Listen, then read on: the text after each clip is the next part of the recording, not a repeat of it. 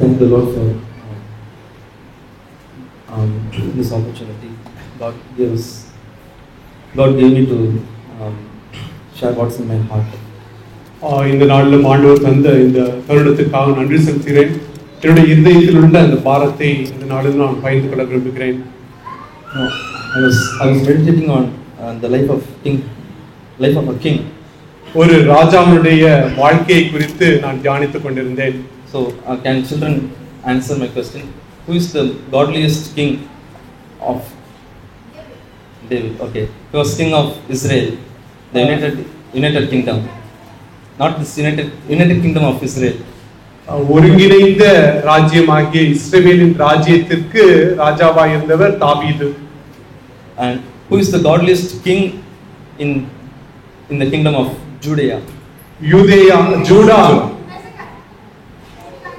Yeah, we can give him a clap. So Judah ராஜ்யத்தினுடைய மிகப்பெரிய பக்தி நிறைந்த ஒரு ராஜா என்றால் அது எசேக்கியா ராஜா. So I was so much blessed by his life. அவருடைய வாழ்க்கையினாலே நான் மிகவும் ஆசீர்வதிக்கப்பட்டேன். 2 Kings chapter 18. 2 ராஜாக்கள் 18ஆம் வசனம் 18ஆம் அதிகாரம். It says about him in verse 3. He did right in the sight of the Lord. 3ஆம் அதிகாரத்திலே அவள் தன் தகப்பனாகிய தாவீது செய்தபடியெல்லாம் கர்த்தரின் பார்வைக்கு செம்மையானதை செய்தான். And if you come to 2 Chronicles chapter 29. 2 நாளாகமம் 29வது அதிகாரத்திற்கு வருவோம் என்றால் again the same statement is given here in verse 2. He did right in the sight of the Lord. அவனை பற்றி 2ஆம் வசனத்திலே அதே வசனங்கள் சொல்லப்பட்டிருக்கிறது. அவள் தன் தகப்பனாகிய தாவீது செய்தபடியெல்லாம் கர்த்தருடைய பார்வைக்கு செம்மையானதை செய்தான். So 2 Chronicles was written by a different writer, scribe. 2 நாளாகமும் அது வேறொரு நபராலே எழுதப்பட்டது. First Kings was written by another scribe. 1 ராஜாக்கள் வேறொரு 2 ராஜாக்கள் வேறொரு நபராலே எழுதப்பட்டது. But when they looked at King Hezekiah's life, they had one testimony about him. ஆனால் அவருடைய வாழ்க்கையை குறித்து இரு நபர்களுமே பார்க்கும் பொழுது ஒரே சாட்சியை கொண்டிருந்தார்கள். It was not a contradicting testimony. அவர்களை குறித்து அது வித்தியாசமான ஒரு சாட்சியாக இருக்கவில்லை. முரண்பாடான சாட்சியாக காணப்படவில்லை.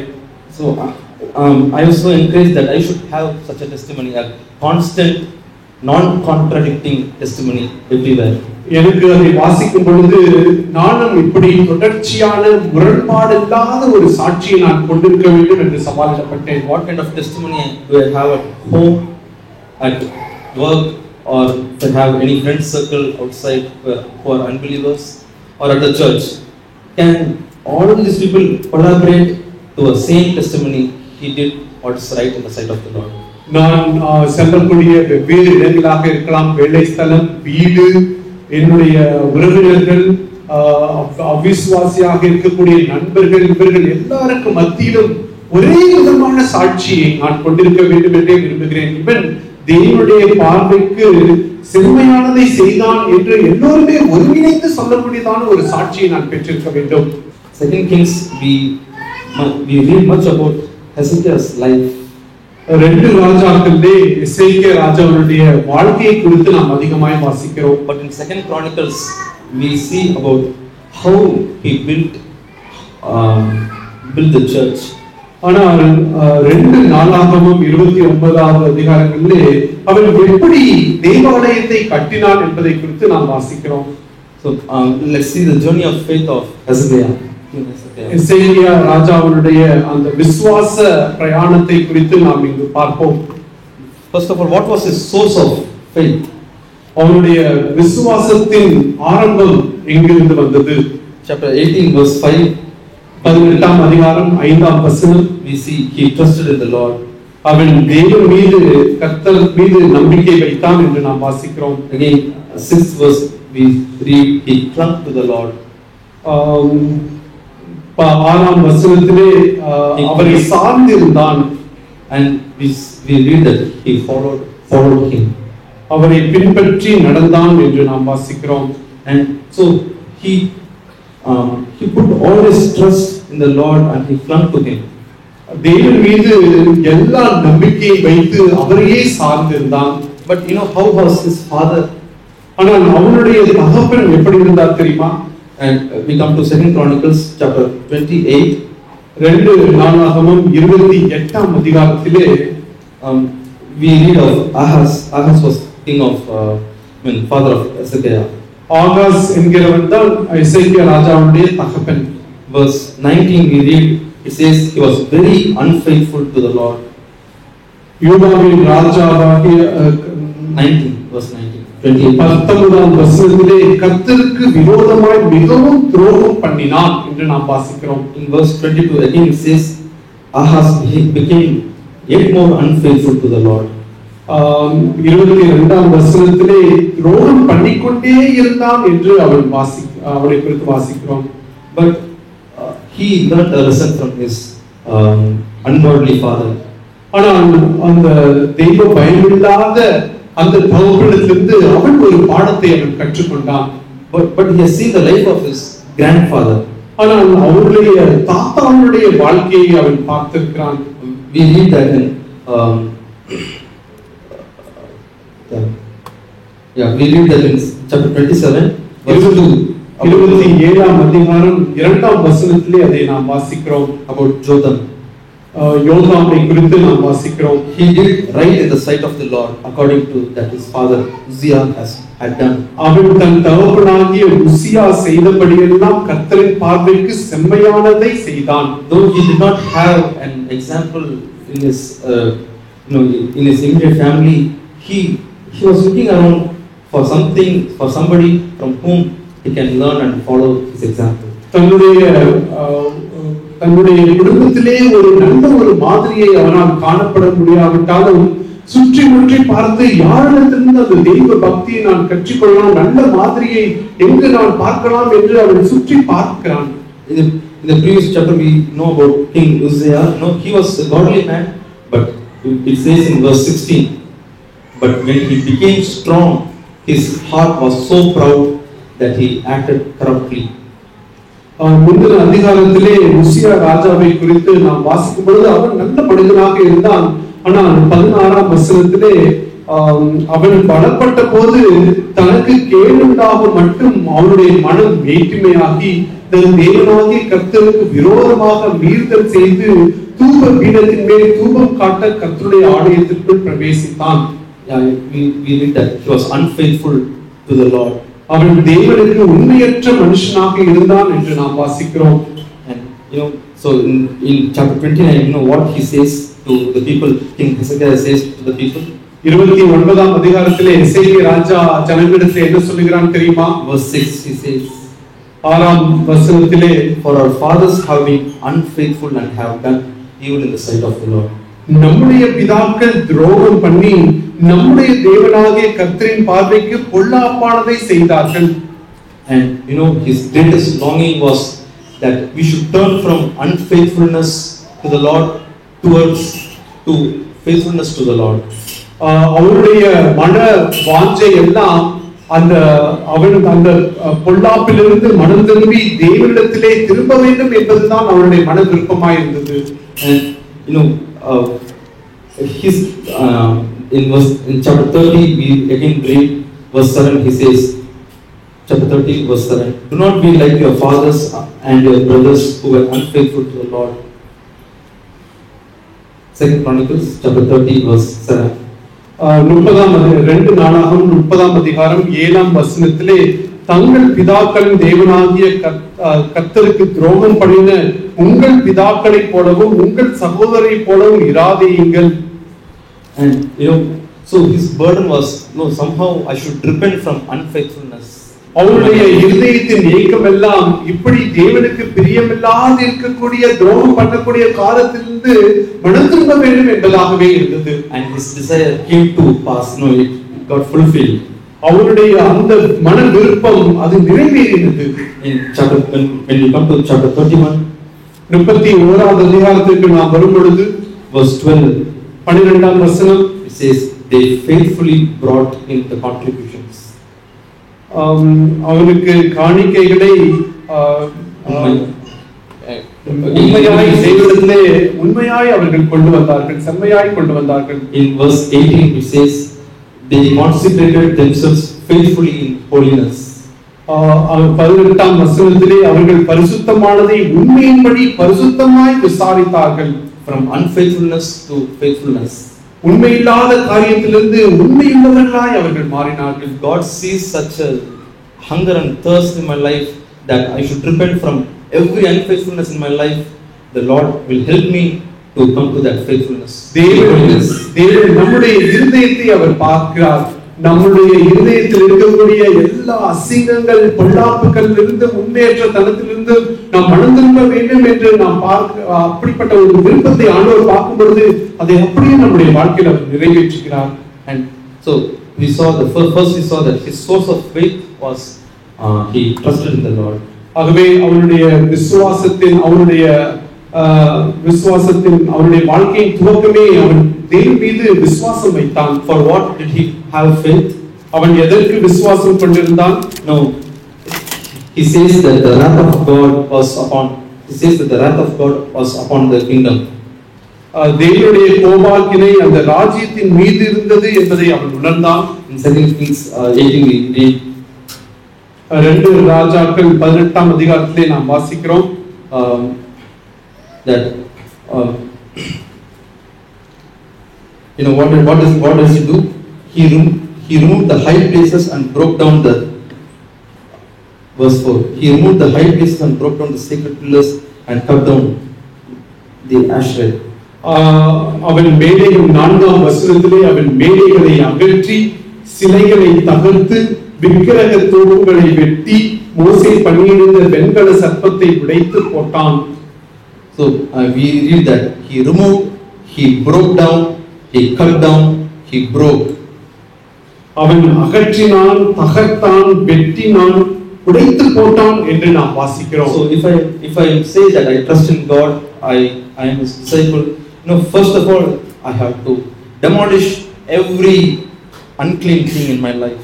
ஆகவே நான் தேவன் மீது விசுவாசமாய் இருக்கிறேன், தேவன் மீது நம்பிக்கையாய் இருக்கிறேன், அவருடைய சீஷனாய் இருக்கிறேன் என்று நாம் சொல்லுவோம் என்றால் நம்முடைய வாழ்க்கையிலே காணப்படக்கூடிய பொல்லாப்பான தேவனுக்கு பிரியமில்லாத காரியங்களை எல்லாம் நாம் தகர்த்து உடைத்து வெட்டி போட வேண்டும். He removed the high places, the high thoughts that I have about myself.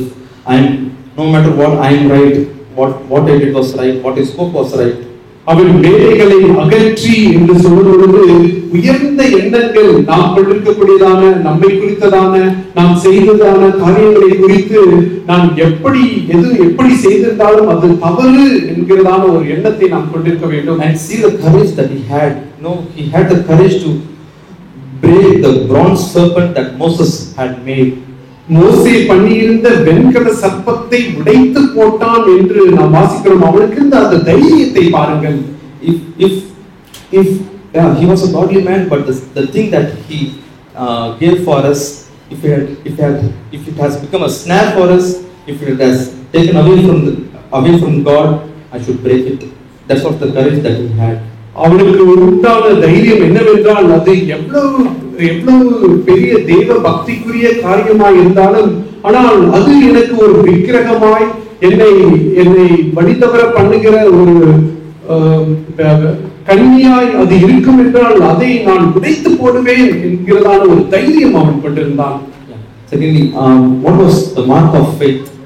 விசுவாசத்தின் அடையாளம் என்ன? We see the acts of repentance here. அவனுடைய மனம் திரும்புதலை நாம் இங்கு பார்க்கிறோம். He removed and destroyed everything that was unpleasing to the Lord. தேவனுக்கு பிரியமில்லாதிருந்த எல்லா காரியங்களையும் அவன் அங்கிருந்து நீக்கினான். And if we come to 2 Chronicles from chapter 29 to 31, 2 நாளாகமம் 29வது 31ஆம் அதிகாரம் வரைக்கும் நாம் வாசிப்போம் என்றால், this word consecrate, how many times it comes? தம்மை சுத்திகரித்துக் கொண்டார்கள் என்கிறதான அந்த பதம் எத்தனை முறை வந்தது தெரியுமா? 18 times. 18 முறை. There is no other word that is repeated so much in those passage. அந்த வேத பகுதியிலே வேறு எந்த ஒரு வார்த்தையும் அத்தனை முறை சொல்லப்படவில்லை. His greatest longing was always to cleanse himself, cleanse the people of God, cleanse the temple. அவருடைய இருதயத்தின் மிகப்பெரிய விருப்பம் எல்லாம் தம்முடைய இருதயத்தையும் தம்முடைய ஜனங்களின் தம்முடைய பிள்ளைகளின் இப்படி அவருடைய இருதயங்களை எல்லாம் எப்பொழுதுமே சுத்திகரித்துக் கொண்டே இருக்க வேண்டும் என்பதே அவருடைய விருப்பமாக இருந்தது. Consecrate, purify, cleanse yourself every day. ஒவ்வொரு நாளும் சுத்திகரியுங்கள் உங்களை நீங்களே சுத்திகரித்துக் கொள்ளுங்கள் என்று அவர் சொல்லிக் கொண்டிருந்தார். The first mark of faith was his repentance. The second one was consecration, how he consecrated himself. ஆகவே அந்த மனம் திரும்புதலின் அடையாளம் என்னவென்றால் விசுவாசத்தின் அடையாளம் என்னவென்றால் அவன் முதலாவது மனம் திரும்பினான், இரண்டாவது அவன் தொடர்ந்து இச்சையாக தன்னை சுத்திகரித்துக் கொண்டே இருந்தான். And thirdly we see what he does. மூன்றாவதாக அவன் என்ன செய்தான் என்று நாம் வாசிக்கிறோம். 2 Chronicles 29 2 நாளாகமம் 29ஆம் அதிகாரம். We we keep reading consecration, cleansing and all these words come. தம்மை சுத்திகரித்துக் கொண்டார்கள், தேவனுக்கு என்று தம்மை ஒப்புக் கொடுத்தார்கள் என்று நாம் வாசித்துக் கொண்டே இருக்கிறோம். Where that consecration led them to? அந்த தம்மை சுத்திகரித்துக் கொள்ளக்கூடிய காரியம் அவர்களுடைய எதற்கு நேராக நடத்துவது தெரியுமா? In verse 28 it says, while the whole assembly worshipped. Verse 29ஆம்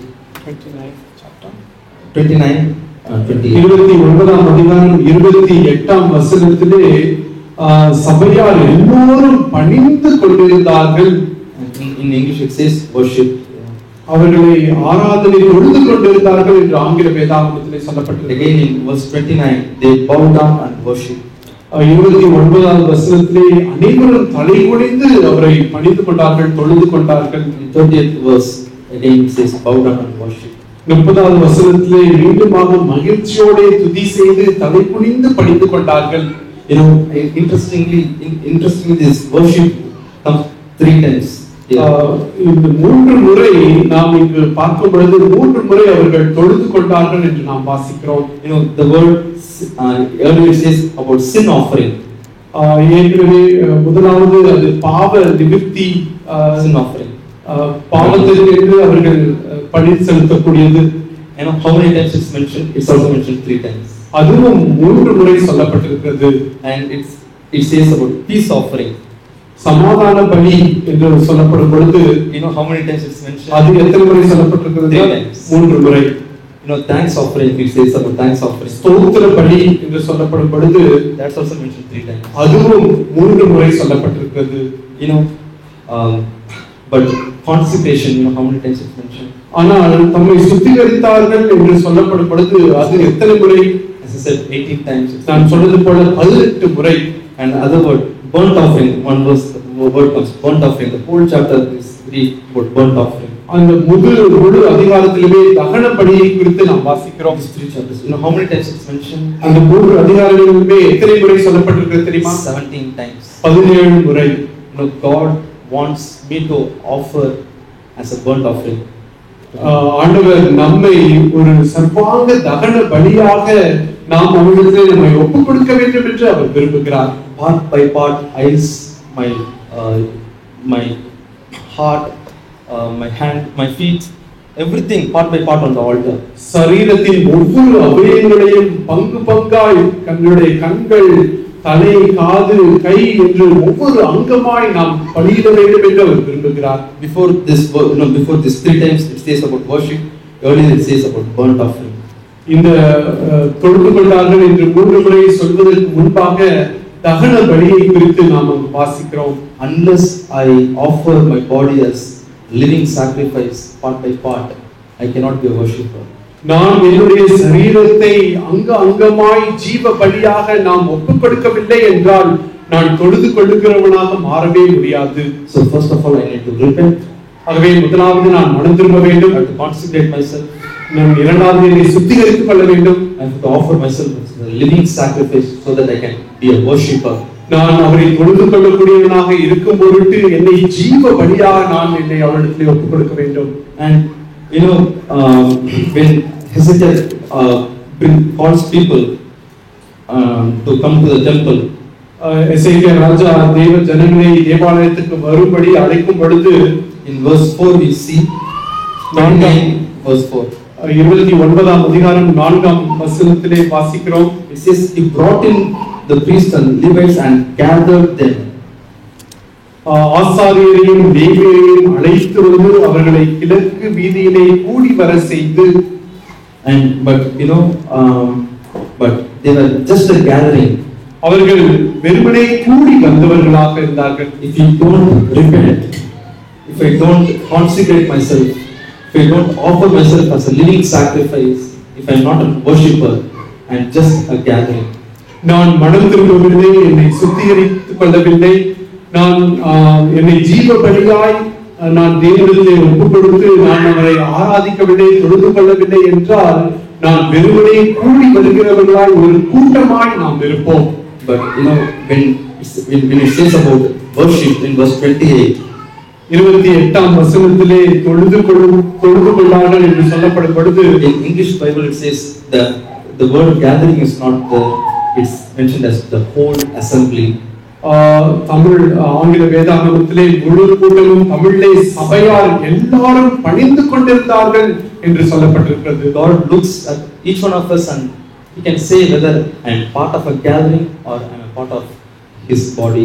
நாம் ஒவ்வொருவரையும் தேவன் உற்று பார்த்து நாம் ஒரு கூட்டத்திலே ஒரு நபராய் இருக்கிறோமா அல்லது அவருடைய சபையாரிலே ஒருவராய் இருக்கிறோமா என்று அவரால் சொல்ல முடியும். Only if I am a worshipper in my life I can be a part of God's church. என்னுடைய வாழ்க்கையிலே நான் ஒரு தொழுது கொள்ளக்கூடியவனாக இருக்கும் பொழுது மாத்திரமே அவருடைய சபையாரில் ஒருவனாய் நான் இருக்க முடியும். And it's again in chapter 30, the next chapter 30ஆம் அதிகாரத்திலே we read in verse 30, 30ஆம் வசனத்திலே 1:3.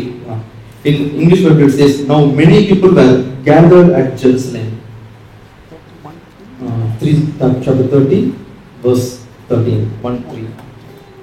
30ஆம் அதிகாரம் 13ஆம் வசனம், அப்படியே 2ஆம் மாதத்தில் புளிப்பில்லாத அப்ப பண்டிகையை ஆசரிக்க வெகு ஜனங்கள் எருசலேமில் மகா பெரிய சபையாய் கூடினார்கள். It was just a gathering. அவர்கள் வெறும் கூட்டமாய் இருந்தார்கள். But after down we read they consecrated themselves, they offered burnt offering, and in verse 22 we read they offered peace offerings. நாம் ஆரம்பத்திலே பார்க்கும் பொழுது அவர்கள் மனம் திரும்பினார்கள், சர்வாங்க தகன பலியை கொடுத்தார்கள். 22ஆம் வசனத்திலே சமாதான பலியை அவர்கள் செலுத்தினார்கள் என்று நாம் வாசிக்கிறோம். I see peace offering like this. They came to unity, they came to fellowship. சமாதான பலி என்று சொல்லப்படும் பொழுது அவர்கள் ஒற்றுமையாய் ஒரு ஐக்கியத்திற்குள்ளாக அவர்கள் வந்தார்கள். Again in verse 23, how did the gathering become? Then the whole assembly decided to celebrate the feast. மீண்டுமாக 23ஆம் அதிகாரத்திலே 23ஆம் வசனத்திலே சபையார் எல்லாரும் யோசனை பண்ணி அவர்கள் ஆனந்தத்தோட ஆசரித்தார்கள். Yes, brothers, God wants us to bring to the place of fellowship. ஆம் பிரியமான சகோதர சகோதரிகளே, தேவன் நம்மை ஐக்கியத்தின் இடத்திற்கு கொண்டு வர விரும்புகிறார். A place of unity and not strife.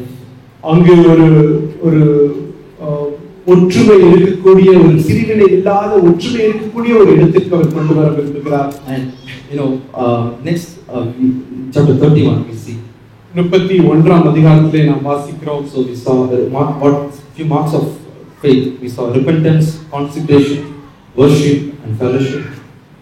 விசுவாசத்தின் அடையாளமாக நாம் மனம் திரும்புதல், சுத்திகரித்துக் கொள்ளுதல், ஆண்டவரை தொழுது கொள்வது, ஐக்கியப்படுவது. And in chapter 31 it says beautifully, 31ஆம் அதிகாரத்திலே மிகவும் அழகாக சொல்லப்பட்டிருக்கிறது. in verse 13, 13ஆம் வசனத்திலே it reads about few names and it says they were overseers under the authority of Hananiah and Shimei his brother.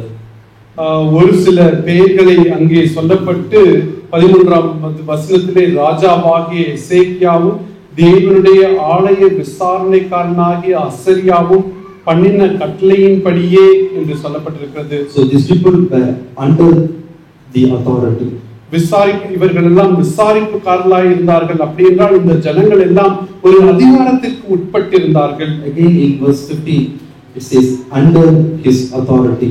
15ஆம் அதிகாரத்திலே மீண்டுமாக அவர்களுடைய அதிகாரத்திற்கு உட்பட்டவர்களா என்று நாம் வாசிக்கிறோம். It talks about submission. இங்கு அடங்கி இருப்பதை குறித்து நாம் வாசிக்கிறோம். And not rebelling against God's authority. தேவன் உண்டு பண்ணின அதிகாரங்களுக்கு எதிர்த்து நிற்காத ஒரு தன்மை. That's how we repent from unfaithfulness to faithfulness. அப்படியாகத்தான் நம்முடைய வாழ்க்கையிலிருந்து உண்மையற்ற தன்மையிலிருந்து உண்மைக்கு நேராக நாம் நகர்ந்து செல்கிறோம். I mean, willing to submit myself when I'm misunderstood. Even in that circumstances, I'm willing to submit myself. நான் ஒரு சூழ்நிலையிலே நான் தவறாக புரிந்து கொள்ளப்பட்டிருப்பேன். ஆனாலும் அந்த சூழ்நிலை என்னை முற்றிலுமாக ஒப்புக் கொடுத்து நான் அவர்களுக்கு அடங்கியிருக்க மனதாக இருக்கிறேனா? Then we see about secret of faith. அடுத்து விசுவாசத்தின் ரகசியத்தை குறித்து நாம் பார்க்கிறோம். So, chapter 19, 19ஆம் அதிகாரம் verse 30. 30ஆம் வசனம்.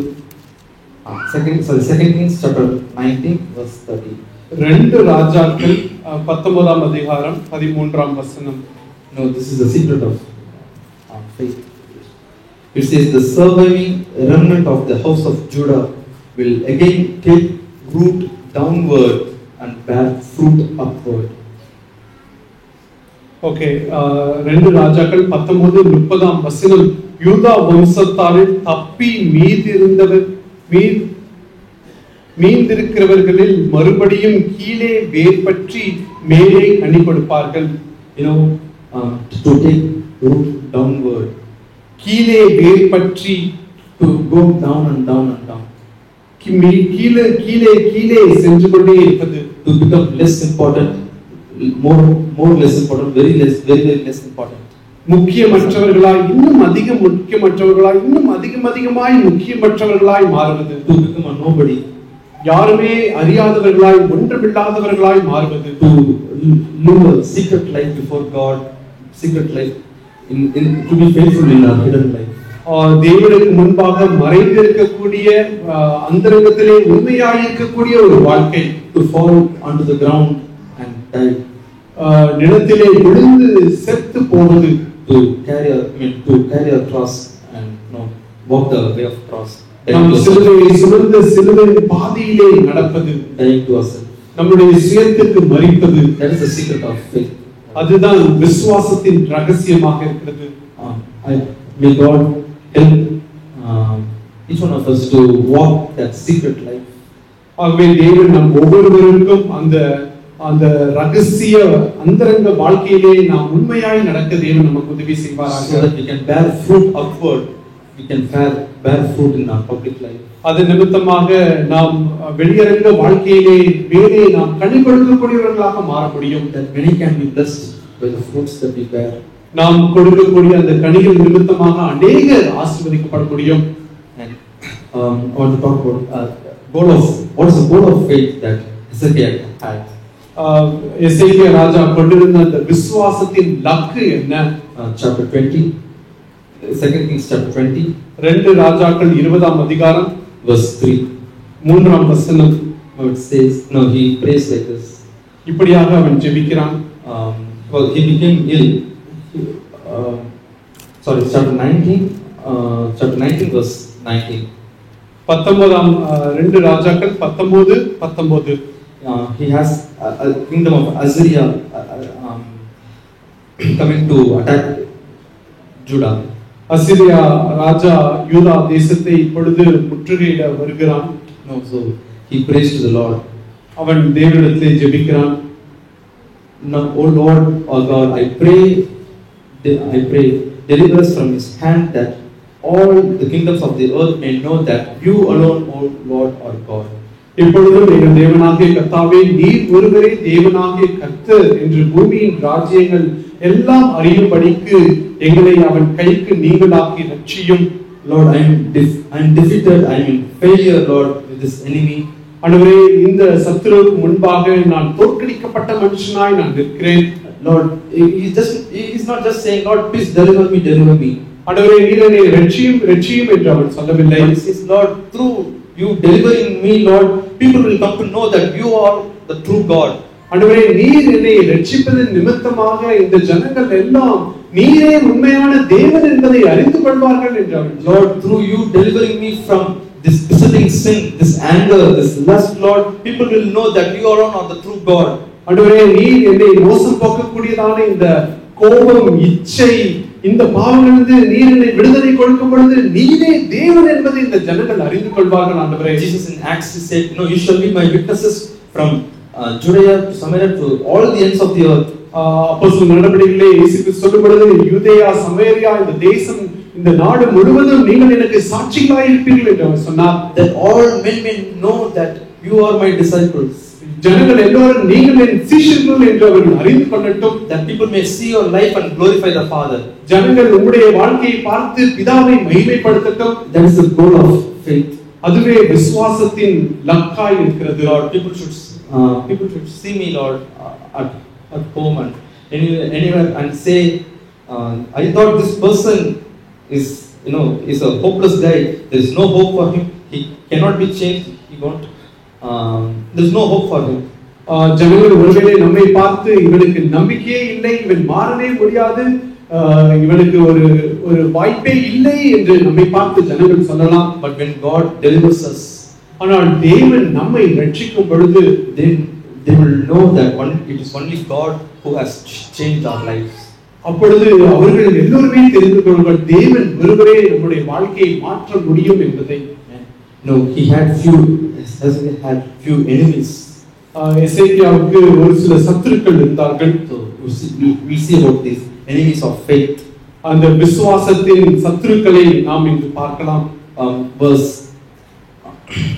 chapter 18, Second Kings chapter 18. 2 ராஜாக்கள் 18ஆம் அதிகாரம்.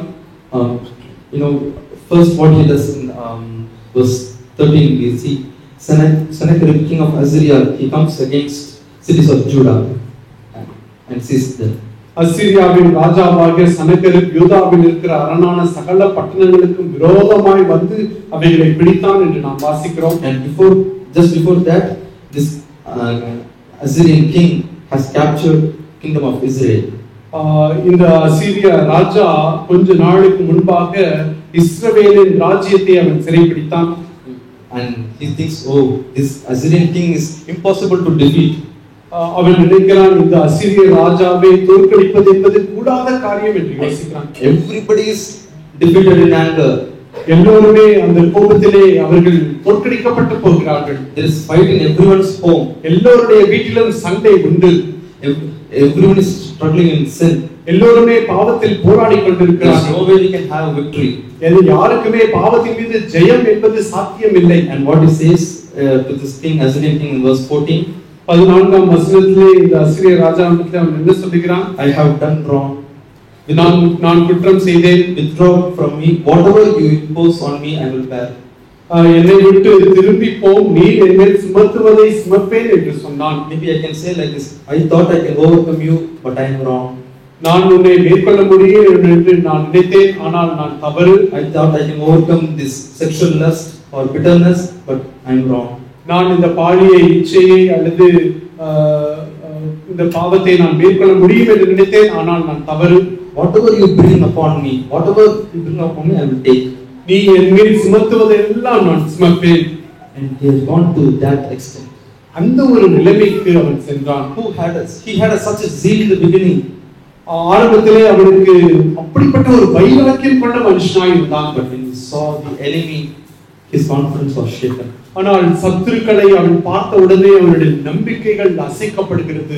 Again, in verse 19, look at what this king says, Assyrian king says. 19ஆம் வசனத்திலே இந்த அசீரிய ராஜா என்ன சொல்கிறான் என்று பாருங்கள். What is this confidence you have? நீ நம்பி இருக்கிற இந்த நம்பிக்கை என்ன? Now on whom do you rely? நீ யார் மீது சார்ந்து இருக்கிறாய்? And look at these few questions.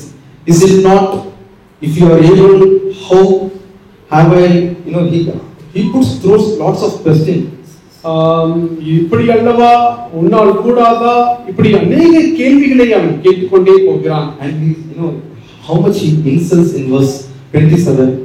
27ஆம் வசனத்திலே எவ்வளவாய் அவன் அவர்களை எள்ளி நகையாடுகிறான். If you sit in this church, if you keep on listening to this truth and doctrine, and what your life will be like this, you will be doomed to eat.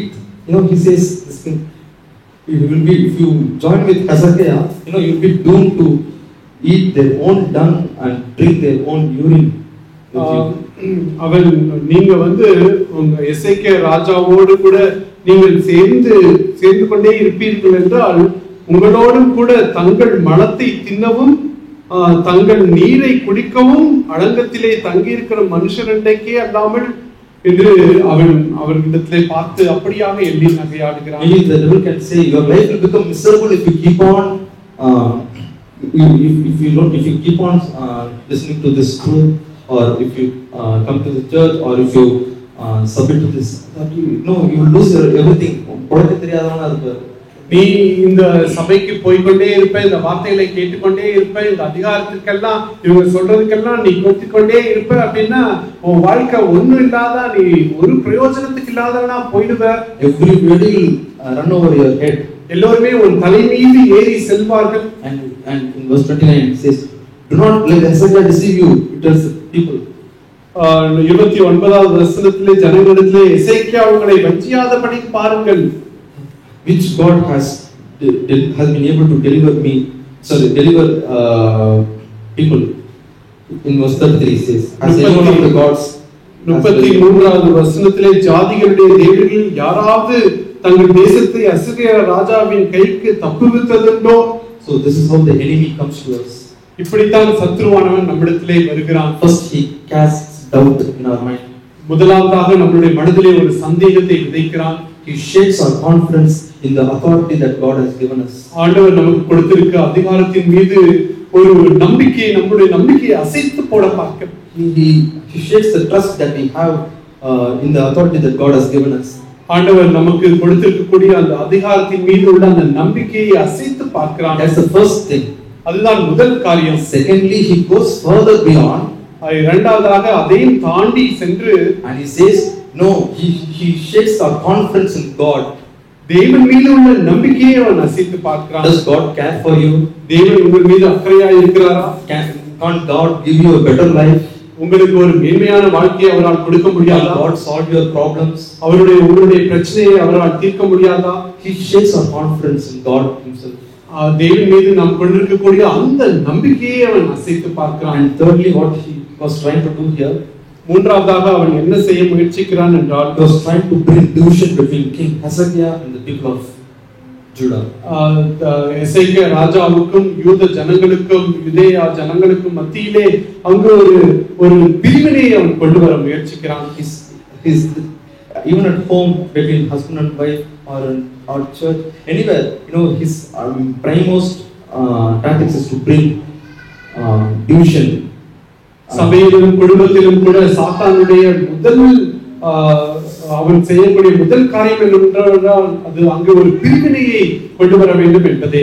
And how did he fight this fight? இந்த ஒரு சண்டையை அவன் எப்படி செய்தான்? He always went to the presence of God. அவன் தேவனுடைய பிரசன்னத்திற்கு எப்பொழுதுமே அவன் சென்றான். He went to the temple of God. தேவ ஆலயத்திற்கு அவன் எப்பொழுதுமே சென்றான். He went and poured out his heart to God. தேவனிடத்திலே தன்னுடைய முழு இருதயத்தையும் ஊற்றினான். And when all these accusations were coming to him, எல்லா குற்றச்சாட்டுகளையும் அவன் மீது வரும்பொழுது, it's so beautifully it's written in verse 36.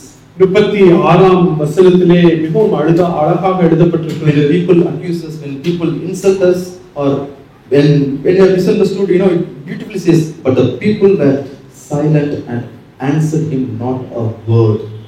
நம்மை ஜனங்கள் நிந்திக்கும் பொழுது, அல்லது குற்றம் சாட்டும் பொழுது, தவறாக புரிந்து கொள்ளும் பொழுது, இந்த ஒரு காரியம் ஆனாலும் ஜனங்கள் அவளுக்கு ஒரு வார்த்தையும் பிரதியுத்தரமாக சொல்லாமல் மௌனமாய் இருந்தார்கள். For the king's commandment was, do not answer him. அவளுக்கு மறு உத்தரவு சொல்ல வேண்டாம் என்று ராஜா கட்டளையிட்டிருந்தான். Do not justify. உன்னை நியாயப்படுத்த வேண்டாம், you just keep quiet நீ அமைதலாய் இருந்து விடுங்கள். and entrust yourself to the one who will judge you justly. நீதியாய் தீர்ப்பு செய்வதிலே உங்களை ஒப்புவித்து விடுங்கள். And he had prophet Isaiah, அவனிடத்திலே ஏசாயா தீர்க்கதரிசி அவனோடு கூட இருந்தார். and he went and fellowship with him, அவனோடு கூட ஐக்கியப்பட்டான். and as prophet Isaiah encouraged him, ஏசாயா தீர்க்கதரிசி அவனை உற்சாகப்படுத்தினார். I should have a prophet in my life, நாமும் கூட ஒரு தீர்க்கதரிசியை நாம் கொண்டிருக்க to வேண்டும், whom I can go and share and receive word of encouragement and exhortation. அவரிடத்திலே சென்று பகிர்ந்து கொண்டு அவரிடத்திலிருந்தே உற்சாகம் உள்ள ஒரு பக்தி விருத்திக்கு ஏதுவான வார்த்தைகளை நாம் பெற்றுக்கொள்ள வேண்டும். He sought the counsel of prophet Isaiah. ஏசாயா தீர்க்கதரிசியினுடைய அந்த அவனுடைய ஐக்கியத்தை நாடும்படி அவன் சென்றான். And next I want to show about the demands of faith.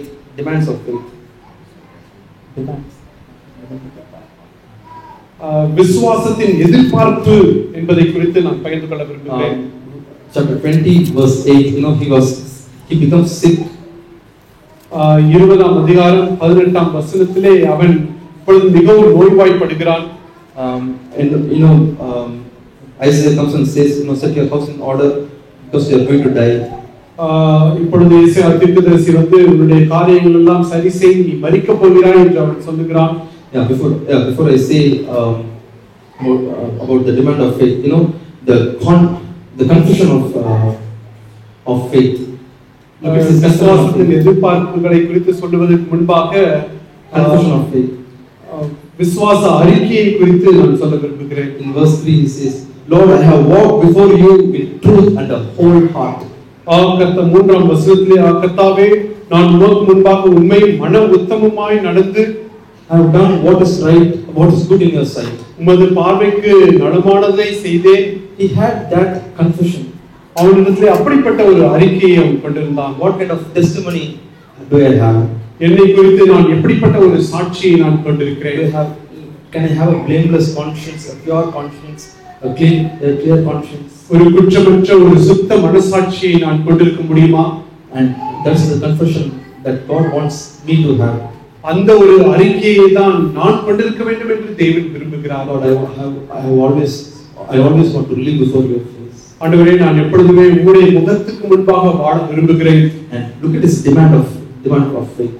அவனுடைய விசுவாசத்தின் எதிர்பார்ப்புகளை பாருங்கள். And Isaiah comes and tells him, you are not going to die, God is merciful to you.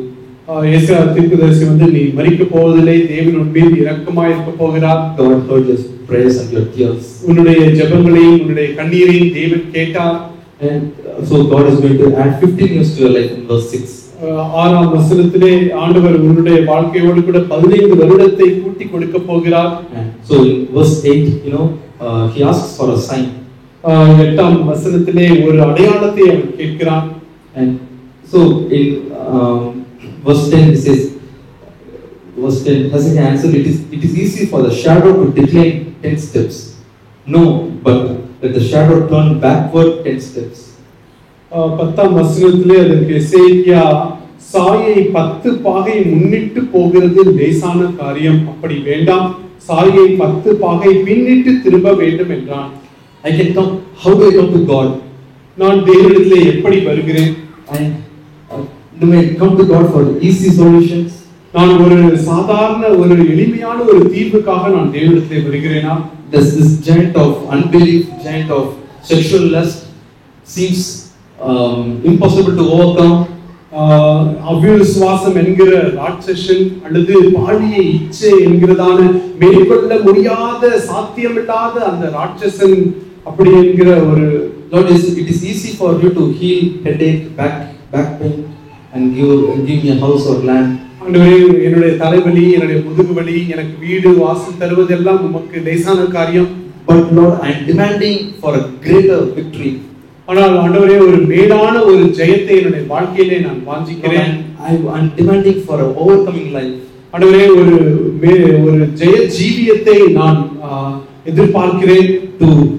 Lord, I am demanding that my life would be transformed into your son's likeness. உம்முடைய குமாரனுடைய சாயலுக்கு ஒப்பான ஒரு வாழ்க்கையை போல என்னுடைய வாழ்க்கை மாறும் என்கிறதான ஒரு எதிர்பார்ப்பை நான் கொண்டிருக்கிறேன். which is impossible for this world.